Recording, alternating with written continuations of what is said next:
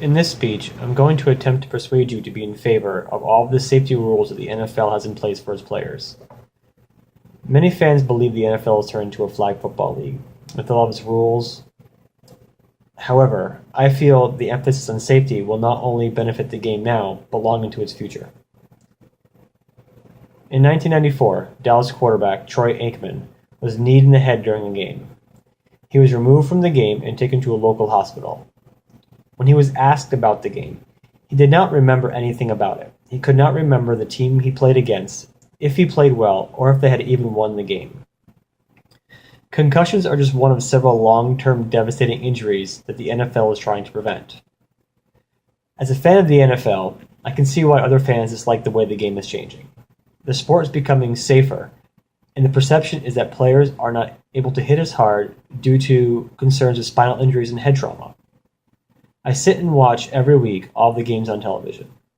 While the players aren't able to dive bomb like they used to on every play, the game is still very violent. It's just now the NFL is taking the necessary steps to ensure the safety and longevity of its players and the sport. In order to persuade you to be in favor of the safety rule changes in the league, I'll provide you with facts and statistics about just how important the new changes are. First, let's take a look at why some of the rule changes were put in place. The NFL has been around since 1920 and was always a violent sport. However, players today are bigger, faster, and stronger than they were. In 2012, the Seattle Seahawks drafted Bruce Irvin, who was a 6'3", 248-pound defensive end that has a 40-yard dash time of 4.5 seconds. The combination of his size and speed is devastating. According to research done by Grand Valley State University, NFL players have gained, on average, 1.5 pounds per year over the past 7 decades. If you take a look at the 1980s, according to Men's Health, there were only 3 men weighing in at 300 pounds. Today, the league has over 400 men playing in at that weight.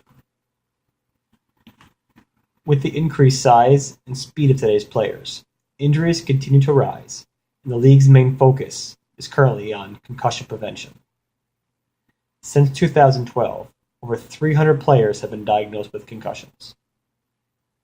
According to the NFL, in 2012, there were 152 concussions that were reported on league officials' injury report, and 171 in 2013. However, these numbers are off because the NFL later released another report that the concussion total was over 489. That means there were 166 concussions that were left off the official league reports. One big rule change that has happened over the past couple of years was that defensive players may not hit a defenseless receiver. Meaning, if a wide receiver or tight end is going up for the ball, he is able to protect himself, and the defensive player is not allowed to hit him until that happens. Also, along with that rule, defensive players are not allowed to hit players above the neck, nor are they allowed to lead with their helmet. One big reason for this, according to the NFL, is that concussions among wide receivers and cornerbacks are the highest of any positions in the league. There were a total of 52 concussions combined between the two positions last year. While the long-term effects of concussions are still being understood and studied, there have been some unfortunate deaths that are being linked to concussions. Since 2002, there have been 6 former NFL players that have committed suicide. In 2002, Dr. Omalu identifies CTE, which is chronic traumatic encephalopathy, in Mike Webster's brain. CTE is a degenerative brain disease that is brought on by multiple concussions. Mike Webster was the very first person to be diagnosed with this disease. The most recent and possibly most notable player to be diagnosed with CTE was Junior Seau. He was only 43 years old when he took his life. According to CNN reports, initially there was no CTE found, but later testing and further testing did show that deep inside his brain tissue there was several cases of CTE. While the NFL has been long known for watch for its violence, the game has become much more violent due to the size, strength, and speed of its players. Over the past 15 years, we've learned much about concussions and the long-term lasting effects it can have. CTE is a devastating brain injury and not only affects the players but everyone close to them. As I conclude this speech, I hope you're able to see why the NFL needs to step in and make these changes. The game is more violent, and the players are bigger and faster than ever before.